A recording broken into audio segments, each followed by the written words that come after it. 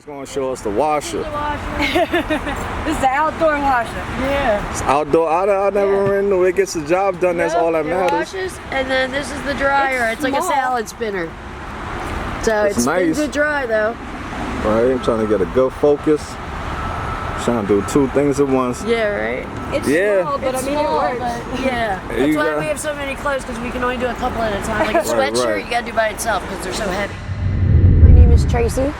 I am 48 years old, and I'm from Delaware County, Chester.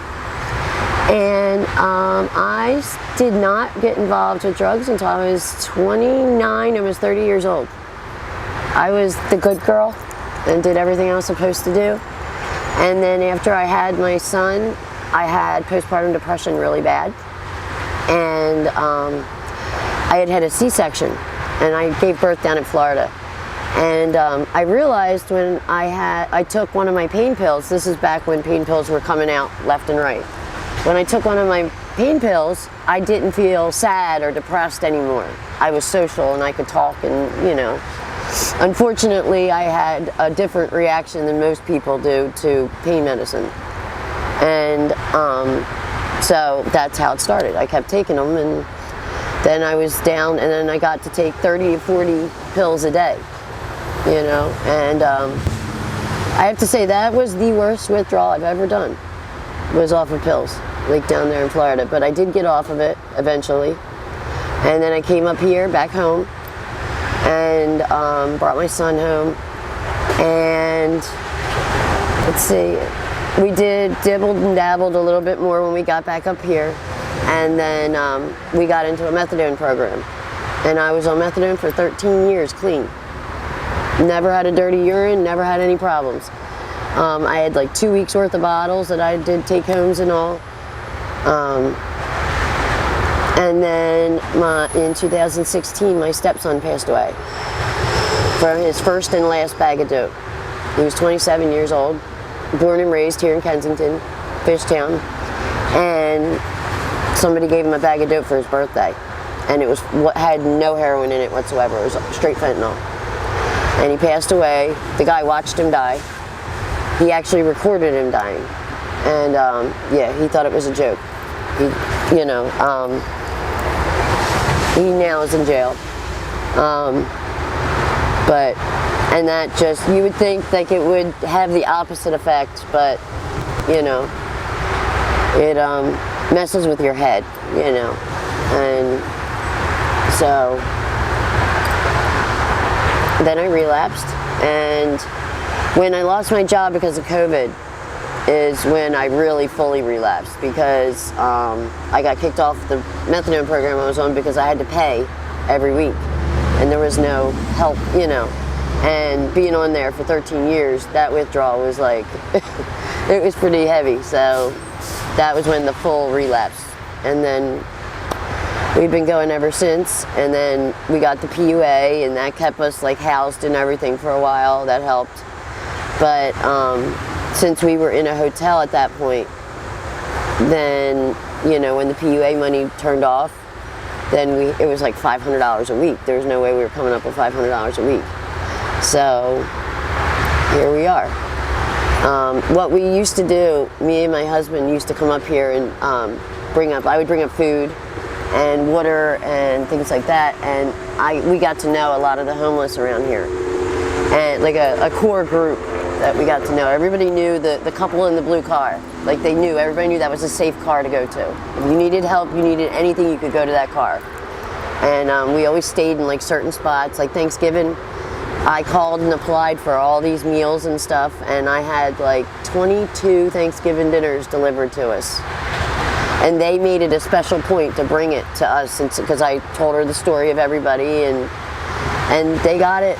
They got it there. They made it because they didn't think they were going to be able to do it, but they did it, and it was really nice. And they brought all these blankets. They had all kinds of other stuff for us. But our car broke down, so that's why we're now in a tent. It's actually a little bit better in the tent, I'd say. Car's kind of squished.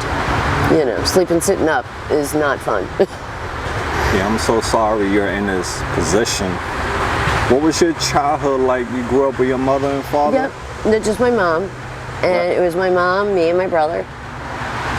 And my brother passed away Christmas Day last year. I'm so sorry. You had a really close relationship with him, right? We were like on and off. It's just, How old was he? 47. He, almost 47. He had issues with like drugs and alcohol his whole life. And he was a veteran. He was a Marine. And they wouldn't help him. He tried to get help, but they wouldn't help him. The veterans don't get anything. If they want any kind of recovery, they basically get told to go to, you know, a padded room and let us know when you want to get out, you know, that kind of thing. There's no recovery, there's no help for addiction. They threw pills at these guys when they got home and then yanked them off when the attention got too hot and didn't do anything to help them. And there's guys today dying every day, you know. Yeah. How far do you go in school? I was in college. I went to Strayer. I was doing, right before COVID, I was doing college at home, you know, online. And I did really good. But, you know, then when COVID hit and everything got, you know, crazy and stuff, so it was like... So COVID was a big game changer for you, huh? Yeah, it did. It turned a lot of stuff upside down, you know, because I was working before then and, you know, I had a good job. And what job was it? I was a home health aide. You know, I used to work with these really awesome people. And this couple, it was a husband and wife. And, you know, she was sick. He was just getting older and needed help. He couldn't do everything by himself, you know, taking care of her and stuff. And, you know, it was good. I mean, I liked them. I really liked them. They liked me, you know. But, you know, when COVID got so bad, they got nervous having a stranger come in their house. Basically, I mean, they had gotten to know me, but, you know, coming in every day from the outside. They got scared, right? You know, they were just scared because she had, her immune system was down from being sick, so they were worried about her being sick. And I understood. It wasn't personal. It was, you know, it's just they had to worry about her health. And I think that happened to a lot of people in that business, you know. Yeah. So, the situation you're in now, how long have you been in it? Full time since April. Yeah, like, since last summer, so it's been a little over a year. So, and when we became homeless, we decided, well, we already have a family up in Philly, because we were in Delaware County at the time, and we said we already know people there. There's people there we can trust to stay with and show us the ropes and stuff, you know, because we were never homeless completely, you know. Mm-hmm. So, and, you know, because we had already met some really awesome people. And so we came up here. That's why we came here when we lost our apartment, our last apartment. Now, what all drugs are you struggling with? Well, regular, I guess, I don't even know what to call it anymore. We just call it dope because we don't know what it is half the time. And it used to be heroin. And so opiates, I'd say opiate use disorder is the proper name. And then meth. Oh, meth, okay. Because I don't like to be knotted out, and some of that stuff has a lot of trank in it, so you have to use something on the side to keep awake, so if you don't want to look like a zombie, which I try not to look like that, you know. Yeah. So how much you used to weigh before? Because I know this drug sucked the life out of people, and I'm just curious. I was a lot thicker than I am now. I had curves. I was thick. I had, you know, I wasn't heavy, but I wasn't, you know. Mm-hmm. I would say probably like 150, 160. I'm down to like 118 now, which I haven't weighed 118 since I was like a little kid, I guess. Yeah. But how often do you eat? Well, we try to eat at least something every day. I mean, something, you know, even if it's just going to get a pretzel from Wawa. But sometimes now it's like your stomach gets upset, you know, when you haven't eaten normal in a little while. And then, like the other night, my mom had sent money, and we went and got breakfast sandwiches and stuff from Dunkin' Donuts. Yeah. And both of us were so sick afterwards, like, because it's just heavy, you know, and you're not used to eating like that anymore. Yeah. And so, but me and my mom are really close. That's good. You know, I try to call her as much as possible. Every time I get a phone, it grows legs and walks away. And like, you know, I've gotten so many phones and they just disappear because I'm too trusting, and I let people use my phone, and I say, you know, oh, can I call my mom? Can I call my dad? You know, and I know you know, my husband yells at me. All these guys yell at me all the time. Stop trusting people, but like I can't not feed people. You know, I'll give somebody the last can of whatever, you know, if somebody's coming in here saying they're hungry. You know, I guess that's the mom in me coming out. So what do you think are your triggers? When I see it. Like when I first was in recovery, I couldn't even watch, like if there was a movie or a show on and the guys on the characters were doing, like, it could be anything, any drugs they were doing. Seeing it would trigger it, you know, or seeing somebody nodded out. Even though I don't like getting that way. It's just, I guess, the thought of it, you know. But a lot of times it's my own head. You know, you get in your own head, and it's, you know, that's the worst. Yeah, the worst is your own mind, you know. What type of hobbies or activities that you do that keep your mind off drugs? I like to do DIY stuff. Like I started doing, actually, when I first lost my job and all, when we were still in our house, my husband had built me a little craft room in the garage. And it was like my little space. It was supposed to be a laundry room. And I was like, just put a little table over here so I can do stuff if I want. And it grew from there. He put in like shelves up. I mean, it was gorgeous. It was like a labor of love. It was awesome. He did so much work on that. And I started watching videos on YouTube, and the Dollar Tree DIY things. Awesome. You know, taking something it's meant for one thing and using it for something else. I have seen that, and it's really cool, the type of things the stuff they can do. Yeah. And I was like, wait a minute, I can do that, because I love Dollar Tree. I'm there all the time. So he's like, well, start doing it. And it took me a minute to start because the confidence wasn't there. But once I did it, and you know, I've been slowly collecting things because I lost all my craft stuff when we lost our apartment. But I've been slowly collecting things here and there. Like paints and brushes and stuff. They're the hardest to get because, you know, they cost money. And, you know, even though it's Dollar Tree, it's $1.25 still adds up, you know. It all you put your time into creating something out of nothing sometimes. Yeah. And that's all that matters, yeah. But so, yeah, I've been trying to get that stuff back, to start doing that again, to have that, you know, to relax, because that helped me relax. Like, I realized I always thought you had to be an artist to paint, and you don't. You know, that was my favorite part, was the mixing colors and the paints and stuff like that. And I really was surprised at that. Like, I didn't know that about myself. And I was actually good at it. So you love art?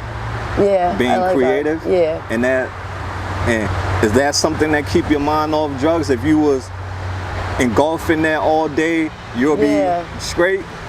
Yeah, I think just so. Just keeping yourself busy doing just keeping busy, because that's the hardest part, when you're sitting there not doing anything. Yeah, bored. Boredom will, it'll get you every time. So what type of help do you need from the government, from society? Our housing, we have this awesome caseworker. I can't remember what their company is called, but they walk around in orange vests, and they say they're homeless advocates. And they come and they just check on you, and they'll bring nurses around, nurse practitioners, you know, in case people have wounds and stuff. And I mean, they're down in the trenches, these people. They are awesome. And our caseworker, Cassidy, she is a goddess. She actually got us on she did our assessment and got us on the list. And we've actually just got notified. We just got a new caseworker, Sharon, who's in Center City. And I just had an appointment with her. I got to talk to her every week. So like I have to call her today. And so hopefully we can get some kind of housing. Yes, before winter. You know, yeah, because we got lucky last winter. I don't think we're going to get that lucky again. What happened? What made you get lucky last winter? Because we didn't have any major ice storms, no major blizzards, it was pretty mild temperatures for winter around here. We had a couple times here and there, it would be like a cold snap, and we still had the car. Oh, okay, all right. And that was my thing, like with the car. I said, when I buy another car, I'm getting a minivan, because I hated having to tell somebody, no, I couldn't let you get in the back seat because there wasn't enough room. I would try to stuff people in like sardines, like, because I'm just parked, just so they could get warm. Yeah. You know, so I said, next car, we're getting a minivan so I can put more people in the back to let them warm up, you know, or when it was raining, because when it's raining in the wintertime, it's cold. So with the fentanyl, do you snort, smoke, or shoot yours? I used to shoot, but I stopped. My husband asked me to stop because he didn't like the marks on my body. He said, you're destroying your beautiful body. So I stopped, and so now I just sniff it. So what are your plans as far as like getting off drugs? Do you plan on getting off drugs one of these days? Yeah, I do. I eventually want to go back on, I did really good on methadone, 10 years. And never had a dirty urine. I didn't have any issues. I never had. Now that was getting off of heroin though with it, so I don't know how it's going to be now, because everybody says methadone doesn't work the same with this stuff. So I don't know. I'm sure they have other options out there. There's subs and there's shots now that they do. Shots. I forgot the name of that. Yeah, shot. There's actually a couple shots now. There used to only be one. And now there's a couple of them. Yeah, that's wonderful. We are getting some help because people need it the most out here. So let's get up. It's there. They just have to ask for it though, and they have to get the right caseworker, I think, because if you get somebody who's really going to work for you, like Cassidy, she busts her butt for us, and she comes and picks me up and takes me to Center City, and she waits for me and then brings me back, and she doesn't have to do all that. That's all she's doing out of the kindness of her heart, She's an angel. And, she's awesome. And, I don't know what I would have done without her. Right. We're about to wrap things up. What's a day in your life out here look like? Basically, my husband is basically the one trying to make money. I help him when I can. Like a lot of times I collect cans, because I can't like pick up heavy metal and these little twigs aren't picking up much. But I try, I'm like the mom. I kind of take care of everybody. I do their laundry and I cook their food, and I make sure they're all eating and drinking, and I put Band-Aids on them, and You do laundry back here? Yep, that little thing when we first walked in, that's a washer and a dryer right back there. That blue and white thing. Oh, you're gonna have to give me an exclusive tour after we get done. That's a washer. The dryer part is, it basically spins it, but it spins that thing so dry, it's like a salad spinner. What? And it spins it dry pretty much, yeah. So how are you able to get electricity back here? There was people that were here before us, and they had gotten kicked out. And because I guess somebody or some people were stealing from the construction crew's yard where their supplies are. And so basically they just make everybody leave. Like, they're fine with us here as long as they don't have stuff getting stolen, vandalized, out of sight, out of mind pretty much. And we've been here, we don't do that, and they've had no problems with us. We actually have one of the construction guys, I think his name was Carlos. He looks out. If there's something going on that he thinks we need to know about, he either comes and tells us, or he'll get the foreman to come tell us. Okay. So they've been really cool. Like they'll tell us, look, we got to be back there in a couple days, or we're going to be working here, or, Yeah. So they try to work with us, you know what I mean? So we try to stay out of their way, let them do their job. Yeah. Because we try to give and take.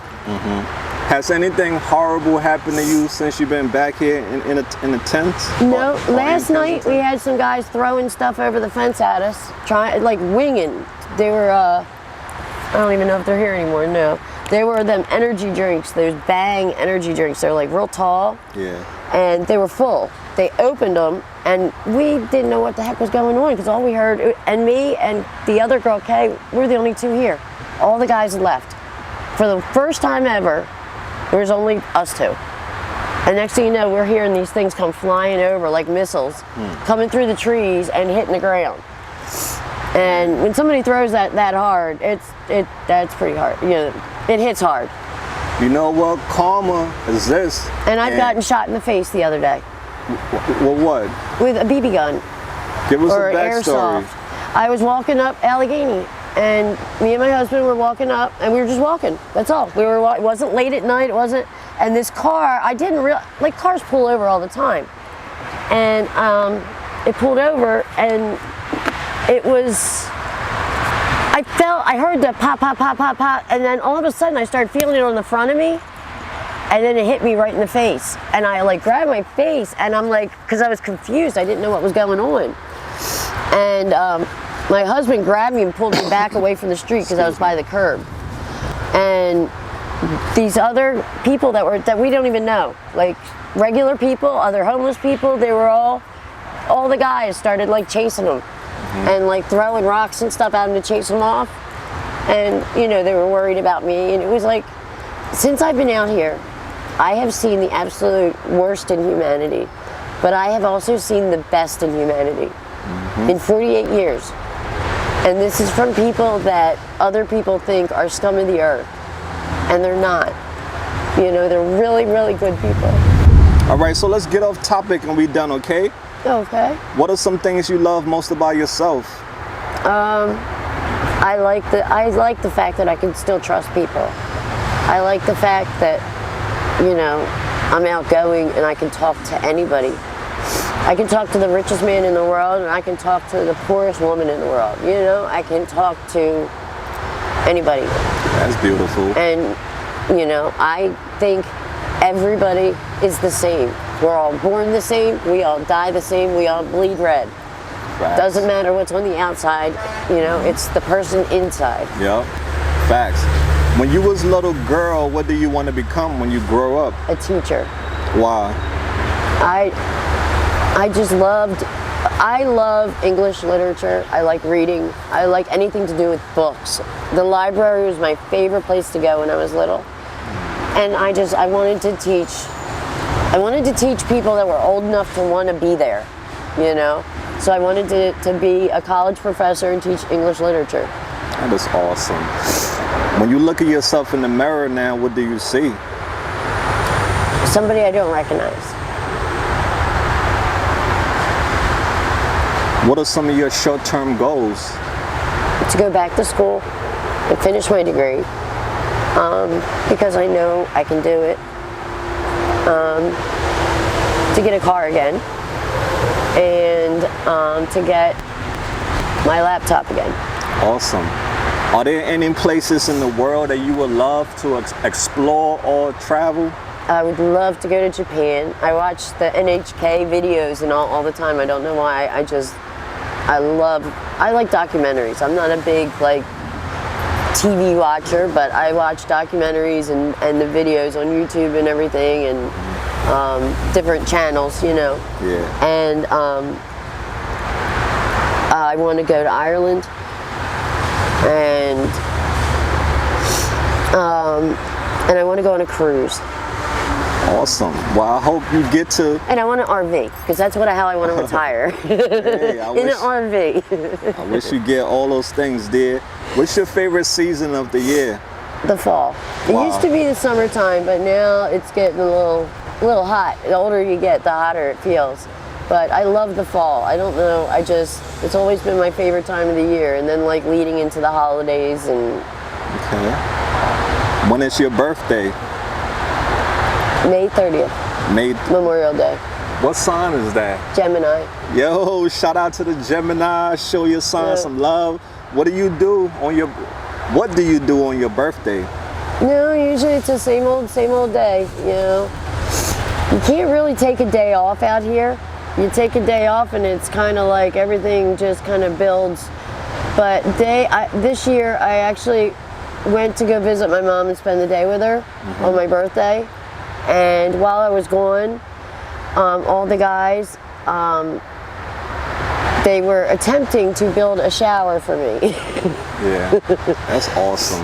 But we had to disassemble it at one point. So, but they tried. They had it up. They did have it up, and it was, you know. Yeah. But then we were supposed to be moving, so we had disassembled it and brought it down. But that because they knew that's what I wanted, a shower.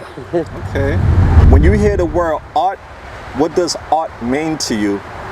It means creativity, imagination, and it means freedom. Oh, that's beautiful. She said art means freedom. I never heard that before, and that's unique. If your friends or your family see this video, what message would you like to send to them? That I'm okay, and that I'm not doing too bad. They'll probably look at me and think I look way too thin, and you know, most of the weight loss is from walking everywhere. You know, I walk everywhere, so not eating proper neither. And you know? Yeah, like a lot of times, like I eat at night, or you know, because I never was a big like eat first thing in the morning as soon as I get up, and you know, but yeah, so not eating. But a lot of it is just the constant. I'm constantly moving. I'm like constantly going somewhere, doing something, or carrying things, like heavy things. So you're not just walking, but you're carrying things a lot of times. We, you know, and when all of us put our heads together, like we can figure stuff out. Absolutely. You know, and we've gotten pretty far when we need to. You know, and it's like we've had illness here. We've had people get sick. Like I'm, you know, the medicine person. I had constantly people are dropping medicine and vitamins and everything off at my door all the time, like Band-Aids and because we have had people get sick and but we pulled them through it. If you had to pick one or the other, to fly or be invisible, which one would you pick? Oh gosh. I would probably say to be invisible. Why? Because I'd want to be able to see how people really feel about me. Like a lot of times I worry that people that are my friends aren't really my friends.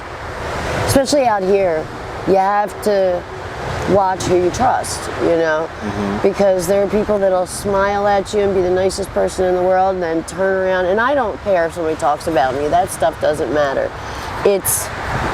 I don't want to waste time and resources on someone using, you know what I mean, just using me to get something, when there are people who really do need it and appreciate it.